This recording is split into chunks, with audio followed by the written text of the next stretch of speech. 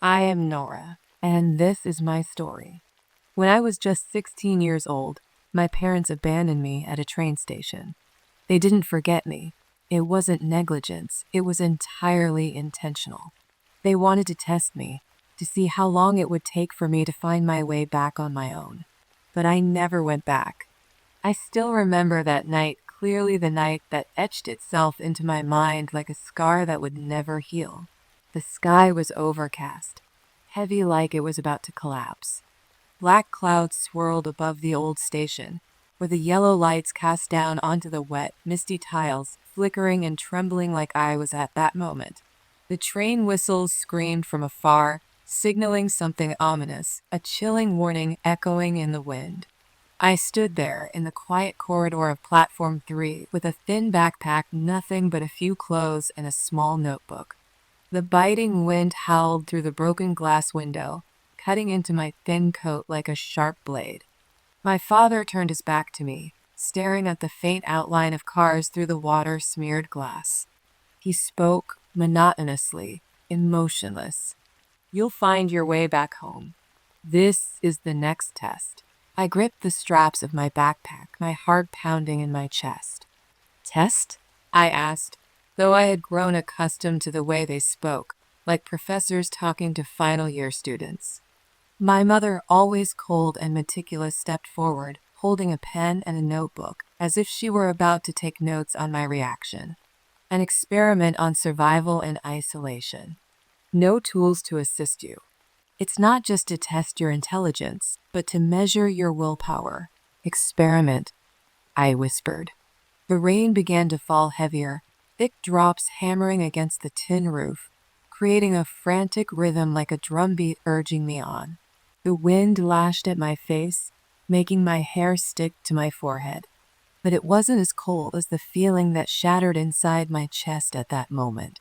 "Are you too testing me like a rat in a lab?" I asked, my eyes wide, shocked and unable to believe I was asking that of the people who had brought me into this world. My father turned back, nodding without hesitation. "Exactly.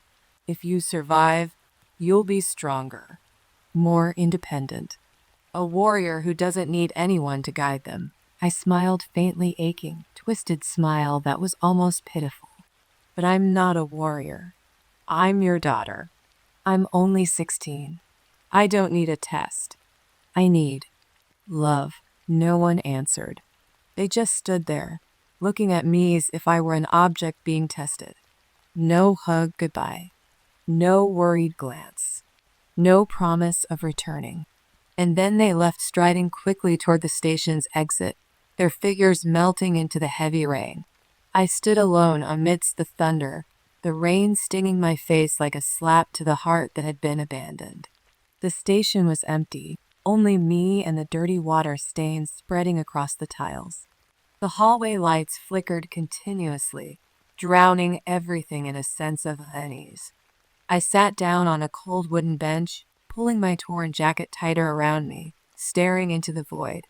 No phone, no money in my pocket, no one to call, nowhere to go. They called that love? Did they think that if I endured enough suffering, I would become strong? But what about my heart? What would become of it if it kept getting crushed like this? Those questions flooded my mind, but I couldn't find an answer.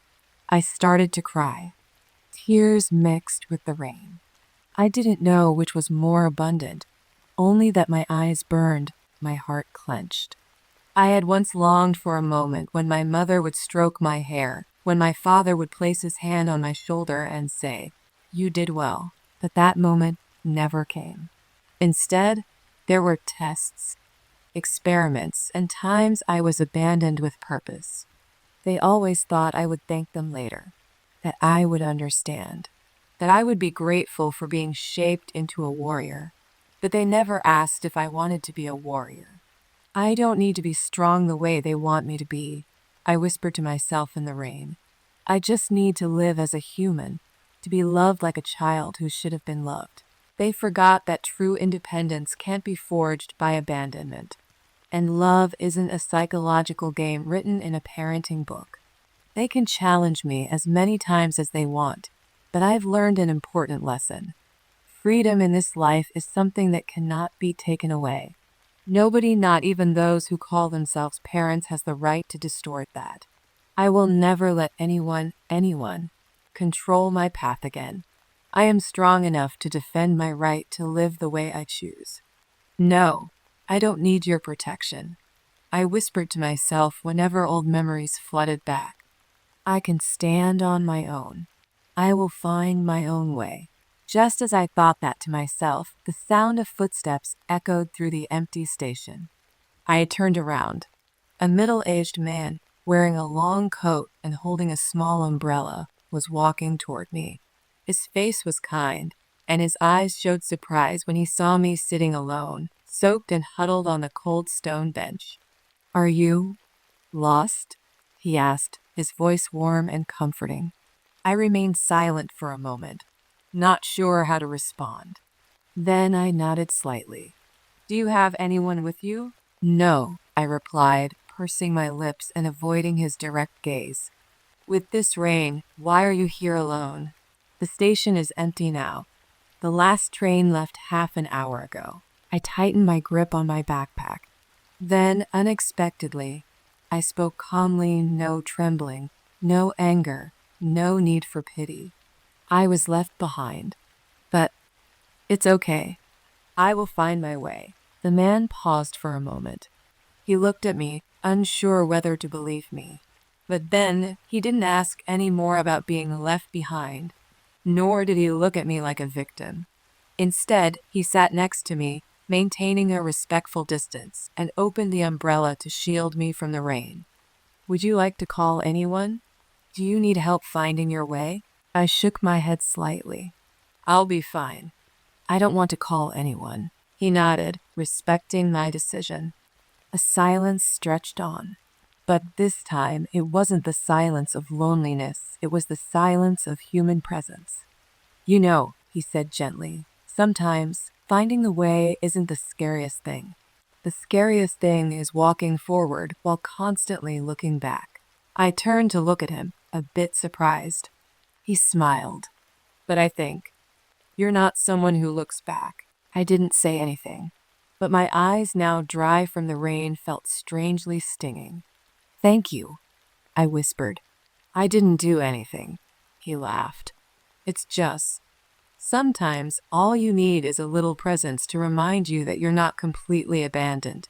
He stood up, leaving the umbrella beside me. "Take this. It's going to rain heavily tonight. Aren't you going to need it?" I asked. "I'm old. I don't mind getting wet," he chuckled. "But people like you, young ones, need to stay warm so you can go far." Then he turned and slowly walked away, his figure fading into the rain. I watched him, holding the wet umbrella close to my chest, as if embracing a glimmer of faith that had just been rekindled. Sometimes kindness comes from the most unexpected places. Not everyone tries to challenge you. Not everyone knocks you down so you can learn to stand up. Some people simply exist when you need to be recognized as a human being, not a project. I tightened the straps of my backpack and stood up. The rain was still falling, but it no longer chilled me like before. I will walk. No matter what lies ahead, I choose it. No one decides for me. No one. And I walked step by step, freely and completely myself. As time passed, I was no longer the 16-year-old girl standing lost and fearful at the train station. I had started to build my own life. Though I didn't have my family by my side, I was able to rise because I had learned how to live on my own, to be the master of my life. Every morning, I woke up and took care of everything from work to meals, from cleaning to taking care of myself. This is my life, I thought, and I am in control of it. Those years of independence were the longest, darkest days I had ever gone through, but they were also the days I found my true self. I started with nothing. No money, no relationships, no place to rely on, no one to turn to. Just an old suitcase, a few clothes, and a notebook where I had once scribbled lines like, "Survive, be strong, go all the way." At first, I worked as a waitress in a small cafe on the corner where one even bothered to ask your name, just called, "Hey you," or "Little girl, clear the table faster." In the beginning, I was clumsy and slow. I remember the first time I carried a coffee tray. My hands shook so badly I spilled the drink on the customer's shirt. The middle-aged man sitting there jumped up and yelled, "Are you blind? What are you doing?" I lowered my head, tears welling up, trying to keep my voice steady. "Sorry, I'll clean it right away." I bent down and wiped the warm coffee stains off the cold table. All eyes were on me. Humiliated? Yes. But I told myself, I'm learning. I can't let one embarrassing moment make me fall. I learned to listen. I learned to remember orders in my head. I learned to read customers' facial expressions. I even learned how to swallow harsh words. After work, I went home a small room just big enough for a single bed and an old wooden table. At night, I sat and studied under the flickering yellow light, the ceiling fan buzzing. Some nights, I dozed off at the desk with my books still open. When I woke up, my neck ached, my eyes burned, but I had to keep going. I encouraged myself every night. No one is going to do this for you, Nora. If you want to go far, you have to take it step by step. Tomorrow will be better. And little by little, I improved. I saved every penny I earned. I didn't shop, didn't eat out, didn't waste money.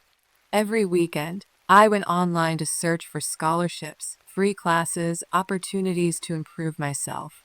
There were days when I walked for an hour to get to a career center just to attend a seminar on how to write a CV. One day, I took a chance and submitted my application for an internship at a media company. I didn't expect anything, just thought, why not try? What's there to lose? And they called me. 1 month of unpaid work. I accepted. By day, I worked at the company. By night, I took on a second job as a waitress. I ran on pure youth and willpower. I woke up at 6 a.m., took the bus, ate dry bread, worked until 5 p.m., then rushed to the cafe, standing until 11 p.m. When I returned to my room, my legs were exhausted, but I still opened my laptop to complete my internship report. Sometimes when I looked in the mirror, I saw a girl with dark circles under her eyes and sunburned skin. But beneath that tired exterior, resilience was growing. 3 months later, the company offered me a permanent position, low pay, but stable. I remember the day I received the email confirming I got the job. I screamed, tears flowing without stopping. I did it. I really did it. From then on, I entered a new phase, building my career. I worked harder than ever. I arrived early, stayed late. I took on tasks that others turned down, writing reports, brainstorming ideas, conducting surveys, recording, editing. There was no task I shied away from. My superiors began to notice that I was someone who could talk the talk and walk the walk. They gave me more responsibility. I was invited to important meetings. Then I was sent on business trips. Then I was made in charge of a small team. Eventually, I had the opportunity to present my own project to the entire company. I remember that presentation day. My hands were still shaking, but my voice was steady. When I finished, the entire room applauded. My boss, someone difficult to please, smiled and said, "Very good, Nora. You've really come a long way." I smiled, but inside, my heart tightened, because I knew that behind those words, "come a long way," was thousands of silent steps, nights of hunger, days of scrubbing cups with bleeding hands, mornings huddled on a rusty bus. I gradually earned enough to move to a new room, brighter, warmer place. I bought myself a new computer. I sent part of my money to organizations helping homeless youth because I had once been one of them. Now, I was no longer the 16-year-old girl standing silently in the train station. I was an independent, strong woman, walking on the path I had carved out for myself with all my will and sweat. I looked back, not blaming my parents, but never forgetting.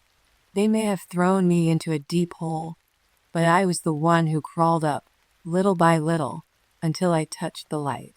And every time I stood in front of the mirror, looking at the girl with fiery eyes, I smiled and whispered, "No one can take this away from you, Nora. This life is yours, and you've won." Success, to me, isn't something that happens unexpectedly. It's not like winning the lottery or finding someone's lost wallet. It's a long journey, full of scratches and sleepless nights. After landing my first stable job, I didn't rest. While many people spent their weekends relaxing, I spent mine learning soft skills, communication, handling situations, even learning how to fail the right way. I wrote down every mistake I made and asked myself, why did I react that way? How can I avoid repeating it next time? Is there a better way? I started a blog to share what I learned. At first, only a few dozen people read it, then a few hundred, then thousands. A marketing manager saw my blog and invited me to collaborate on content for their company. Just like that, I gained a freelance job small, but every penny I earned was sweat. From there, I began to realize that I had a talent for content creation and media strategy. I spent entire months reading books on personal branding, cross-platform marketing, and consumer behavior. I did my homework like a high school student preparing for university exams, underlining, highlighting, summarizing chapters, making mind maps. I signed up for my first long-term course, spending almost all my savings. I spent the whole night debating. What if it doesn't work out? What if I can't keep up? Then I answered myself, if I don't invest in myself, then who else is worthy? That course changed the way I saw the world.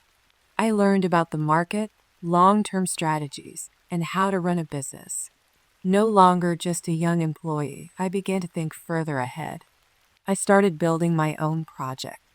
It was a content service for small businesses that didn't have the budget to hire an agency. I designed everything, from the logo, processes, and introduction documents to the customer outreach plan. The first phone call to pitch my service was so nerve-wracking that I had to write a script, practice speaking in front of a mirror. But gradually, I learned how to understand customer psychology, what they needed, what they feared, and what they believed in. The first time I signed a contract with a customer's signature, I sat silently for an hour, staring at that piece of paper, my heart swelling with emotion. This is not just a contract. This is recognition. I'm doing it right. I hired my first persona-shy but hardworking fresh graduate. I trained her little by little, just as I had taught myself. Slowly, my team grew 3 people, 5 people, then 10 people.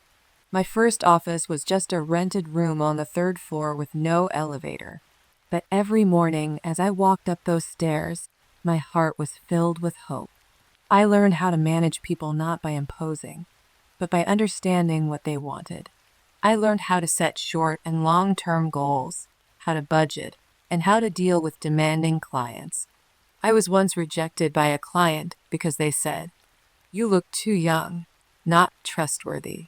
But after a media campaign I planned that helped them double their revenue in 3 months, they came back and said, "I'm sorry for underestimating you. Now, I want to sign a 1-year contract." I opened the 2nd branch, then the 3rd. I launched a website, ran ads, and organized seminars to share knowledge with small businesses. Every step was a mental challenge, but I never allowed myself to stop. As the company grew, investors started taking notice. I rejected a few acquisition offers because I wasn't ready to trade the soul of the business for a number. But I accepted funding from an angel investor on the condition that I retained operational control. With the new capital, I developed the training sector, launched online courses, a mentoring program, and supported young female startups. I received thank you letters from women who had once wanted to give up. One wrote, I don't know who you are, but thanks to your video, I stood up, reopened my bakery, and now it's doing really well. That was the moment I realized success isn't just about climbing to the top, it's about lighting the way for those behind you.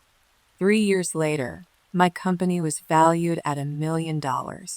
I no longer rented a house, I owned a luxury apartment with a balcony overlooking the city. I no longer rode a scooter, I drove my first car, which I bought with my own money. I traveled abroad, attended economic forums, and spoke on TEDx stages. One day, as I walked out of a meeting room where I had just signed a strategic partnership with a large media group, I looked up at the clear blue sky, my heart calm. From the child abandoned at the train station to the woman signing $1 million contract, I closed my eyes and whispered, Nora, you've built a castle from empty hands. I had once thought, after all these years, the past had closed, that I had entered a new chapter, that I had completely let go of what belonged to them. But then, one afternoon, seemingly normal, after I had just finished an important meeting, as I left the elevator on the top floor of the company building, the one I had built with my own blood and sweat, my assistant came up to me, her face confused. Ms. Nora, there are two people waiting for you in the lobby. They say they are your parents. I froze. My heart skipped a beat. It took me a few seconds to respond. What? What did you say? Yes, they claim to be your parents. They said they traveled a long way, and they really want to meet. I didn't know how to feel. A coldness spread along my spine. I stepped into the elevator, gripping my bag tightly, my mind swirling with emotions I couldn't name. Them? After 20 years? Why, now? When the lobby door opened, I saw them, my parents, sitting in the waiting area. They had aged much more. Their hair had turned gray. Their skin had darkened. But their eyes, they were the same eyes I'd never been able to forget. Still the same coldness. The same look that, when I was 16, made me feel unworthy, unloved. Wow, you've grown so much, my father said, giving a thin smile. You look different, my mother said, her voice sounding as though she was commenting on a stranger. I stood there, silent. I didn't know whether to cry, laugh, or turn and walk away. Why are you here? I asked, my voice unnervingly calm. My father glanced at my mother, then sat up straight. His voice, slightly hesitant at first, quickly turned firm. Let's not beat around the bush. We're here because we need money. I closed my eyes, slowly taking a deep breath. It was true. No apologies. No inquiries about my well-being. Not a single moment of hesitation for 20 years of silence. They were only here for money.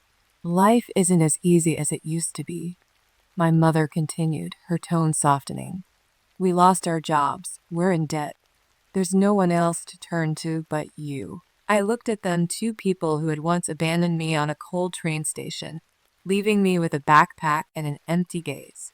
Now those same people sat here, hands clasped together, eyes pleading, not out of remorse, only because they needed me. You too. For 20 years, not once did you make a phone call. Not once did you send a letter. I've been hungry, cold, nearly died because I had nowhere to stay. Where were you then? My voice started to tremble, but not from weakness, only from restraint. My father avoided my gaze. My mother silently lowered her head. We just thought you were fine, my father said, his voice growing quieter. Fine? I laughed bitterly.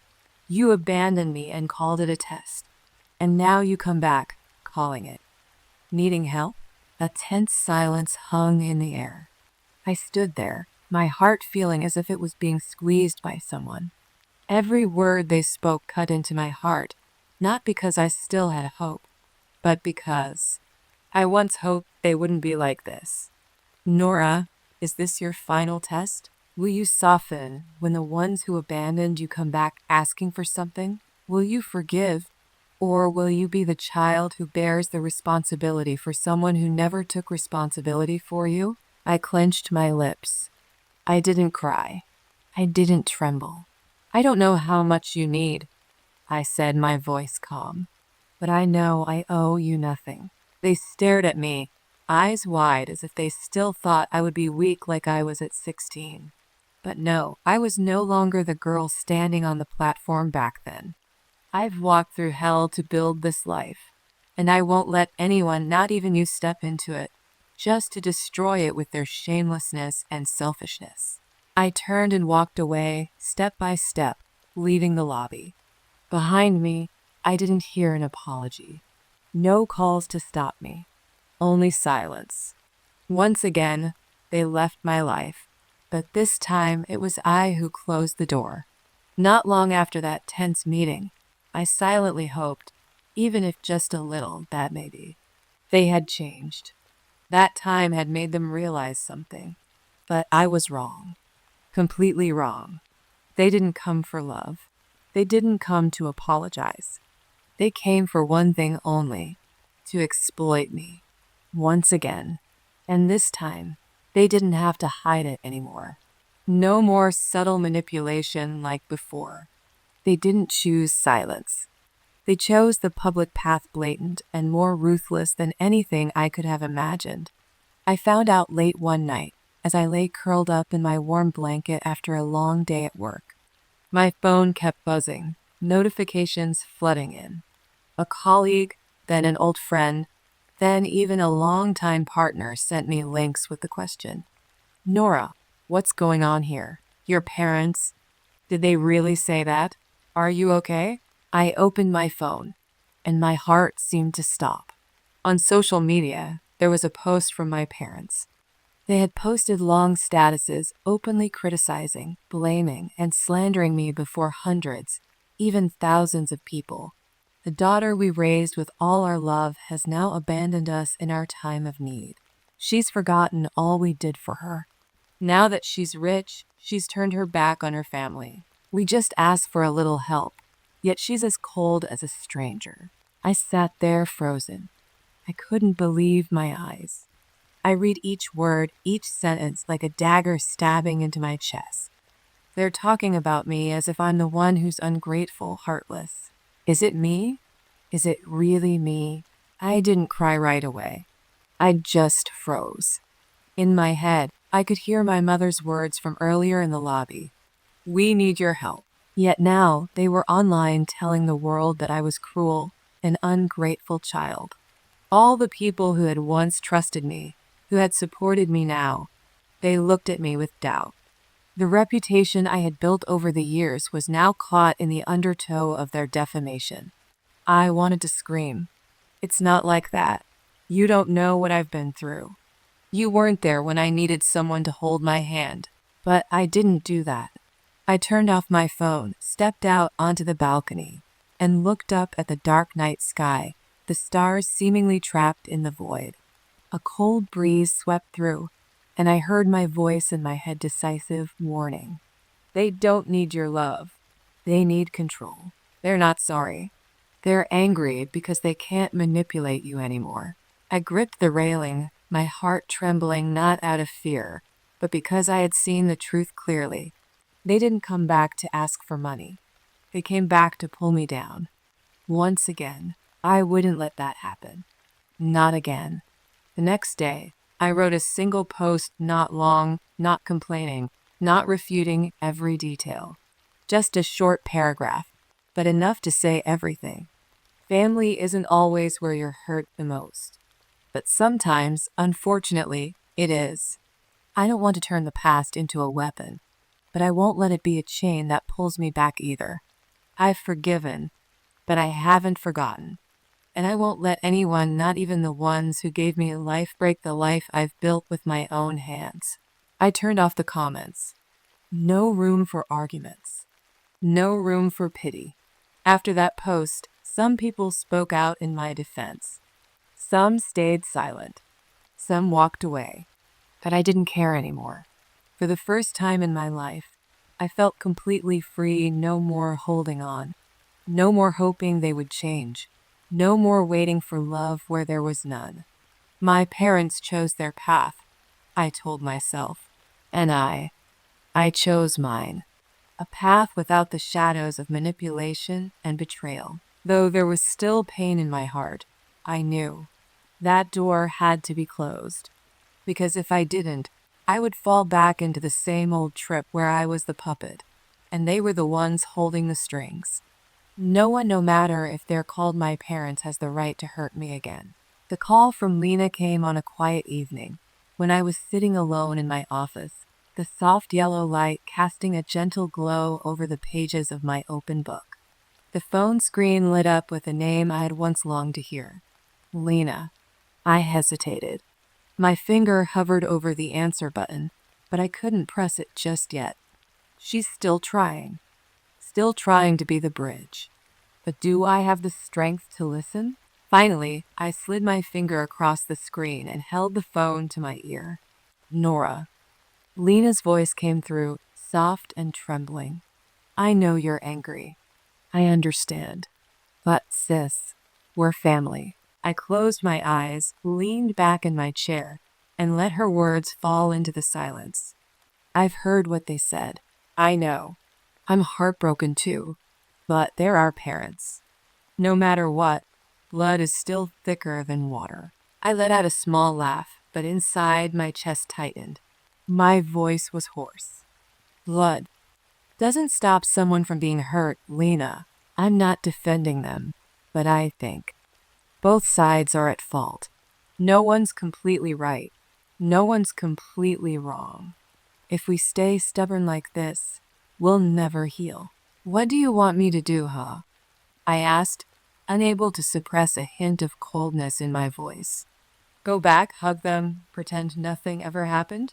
No. I just want you to try. Just once. Forgive, not because they deserve it, but because you deserve peace. I fell silent for a long time. Inside, there was a storm raging. I loved my sister. Lena wasn't like them. She had once been the only light in my lonely days. But this time, I couldn't do what she asked. Lena, I slowly responded. I've lived long enough to understand that some wounds, if opened and closed over and over, will never heal. But does that mean you're just choosing to cut them off? I'm not cutting them off. They did that 20 years ago. I'm just stopping myself from trying to mend a broken string. On the other end of the line, Lena didn't say anything.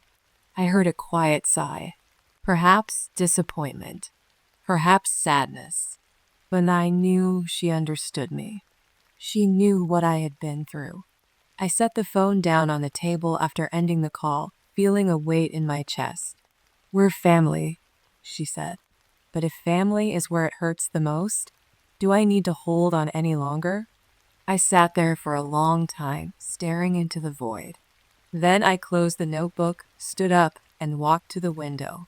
The night sky was silent, and the city below still shone brightly like life was moving on, no matter how broken the heart may be. I thought back on it all, the years I was left behind, the rainy nights without a place to stay, the times I was called weak, ungrateful. I couldn't forget, and they had never apologized, never regretted. I don't owe them anything, I said out loud as if affirming it to myself. No forgiveness can change the past, and I'm too tired to keep living in hopes that they will change. I didn't deny that there was still some love in my heart, a fragile remnant, only because they gave me life. But love does not mean sacrificing freedom, peace of mind. Love cannot be something that ties me to pain. Forgiveness doesn't mean letting them back in to continue hurting me. Love, if not accompanied by respect and sincerity, is just a beautiful trap, and I couldn't live in that trap anymore. I didn't feel guilty for deciding to walk away from them. I didn't feel like a bad person, because I had fought my whole life to achieve the peace I had today, and I wouldn't trade it just for 2 words: blood ties. I chose this path, I whispered to myself. because I deserved to live without bowing my head. I didn't need their past. I didn't need their approval anymore. Time passed, and things gradually settled down. I didn't respond. No lawsuits, no long explanations. I just kept Selena's silence so firm, it was almost cold. While they continued to shout on social media, seeking sympathy, public opinion started to shift. People no longer believed them like before. Their words gradually became meaningless when compared to the life I had lived, a life everyone could clearly see was real. My silence, in the end, became the thing that made people trust me the most. One day, I received an email from a journalist. "We've verified the information, and the people claiming to be your parents are using your name to borrow money everywhere. They claim you're their only daughter, a millionaire, and will pay for them." I read it, then smiled. No anger, no frustration, just emptiness. Once again, they were using my name just like how they had once used me as an excuse for their power games. But this time, I wasn't going to let it slide. I authorized my personal lawyer and sent official letters to the places they had borrowed from. All their debts were confirmed to have no relation to me. I didn't speak to the press. I didn't defend myself on social media. I let the legal system speak for me. Soon after, everything started to crumble for them. They were sued for financial fraud. The few people who had once defended them started to turn away. No one sympathized. No one was willing to help. I knew they had to sell their last house. I heard they fought every day, blaming each other for, why didn't the girl come back? Why is she so heartless? I wasn't happy. I wasn't heartbroken. I just felt justice. "This isn't my punishment," I told Lena when she asked if I was happy. "It's the price of their choices. They chose to abandon me. They chose to deceive. And now they're living with the consequences of their own actions." Lena looked at me, her eyes red. "I never thought it would go this far." I nodded, speaking softly. "I used to hope it wouldn't have to go this far. But some people, if they don't hit rock bottom, will never look up. And I had stopped waiting for them to look up a long time ago. In the end, they paid the price. Not with blood, not with my tears, but with the loneliness and consequences they had sown for themselves. I kept living quietly, proudly, and never looking back. After all I had been through, I finally found peace in my life. No more burdens from the past weighing me down, no more haunting memories of those who abandoned and betrayed me. Every morning, I woke up without the anxiety or guilt of the decisions I'd made in the past. I no longer had to endure the criticism or misjudgment from my family. My life now belonged to me, and I had the right to decide how I wanted to live. I realized that freedom, independence, and the right to choose for myself were the most valuable things I had. These were the things I had fought for with all my might, and now that I had them, I would never let anyone or anything take them away from me. Freedom wasn't always easy to come by, but when you achieve it, it feels like you've conquered the world. I could do whatever I wanted without worrying about being judged. I could go wherever I wanted without fear of being held back by the wrong decisions of the past. The most important thing I learned was that freedom is not only the right to be unburdened by others, but also the right to live true to yourself. It's the right to not regret, to not apologize for the choices you believe are right. And I chose to live for myself, to live a life I could be proud of. Through all the long, rocky, and scarred journey, there was one person who always quietly stood by my side. At first, I only thought of as someone helping, a kind soul. But over the years, I came to understand she was the real family life had gifted me. Katrina. I still remember the first time I met Harry was thin, my hair a mess, eyes red from a restless night at the bus station. I wasn't expecting anyone to come save me. I didn't believe anyone could be kind without an agenda. But she came. She just gently said, "Do you have somewhere to go?" I shook my head, not daring to look into her eyes. If you need a meal and a bed, come with me. She didn't ask questions. She didn't need to know who I was, where I came from, why I was wandering. She was just a stranger, opening her heart to another stranger. From that day on, Katrina wasn't just a kind person. She became a place to rest, a home, the first place I knew what peace without conditions really felt like. You don't have to share anything unless you're ready, she said one evening as we washed dishes together in a small kitchen, the warm scent of ginger and baked goods filling the air. Aren't you curious? I asked, my voice thick with emotion. No. Everyone has their own first chapter. I just want to be part of the later chapters, if you'll allow me. I burst into tears. For the first time in a long while, I cried not out of pain, but because someone understood. Katrina never told me, you should forgive your parents, or force me to go back to the family. She only listened when I spoke, sometimes hesitantly, sometimes with anger, sometimes in silence. And no matter what I shared, she would place her hand on my shoulder and quietly say, you have the right to feel that way. I'm here. Whether you're right or wrong, I'm here. It was she who taught me the greatest lesson I had never heard growing up. Family doesn't necessarily have to be blood related. Family is the one who stands by you when no one else does. The one who doesn't need you to be perfect to love you fully. The one who places no conditions, doesn't ask for payback, and doesn't manipulate you with the words duty. Nora, she said one evening when I asked her why she helped me. Because I see you're fighting. A child who still has a spark in her eyes. That child deserves someone by her side. I've never forgotten those words. Gradually, I realized I was no longer the same person, not hiding, not shrinking every time I heard the word family. Because I had a new family now, built from kindness, patience, and unconditional love. And I learned something valuable. Freedom doesn't come easily. It's not a gift that's handed to you, it's a battle you have to choose to fight. You will have to walk alone in the dark. You will have to wipe your own tears to stand up. You will have to face a world that turns its back, just to hold on to the smallest part of yourself that remains. But if you fight for the truth in your heart, if you dare to live authentically even when it hurts, then you will win. I spent my youth quietly, enduring the emotional scars to find my own voice. And now I speak this to anyone who feels like I did. You don't have to endure just because someone shares your blood. You are not obligated to continue a relationship just because society says it's sacred. Family, if it causes you pain, you have the right to choose again. And no one has the right to make you feel guilty for that. In the end, I was no longer afraid.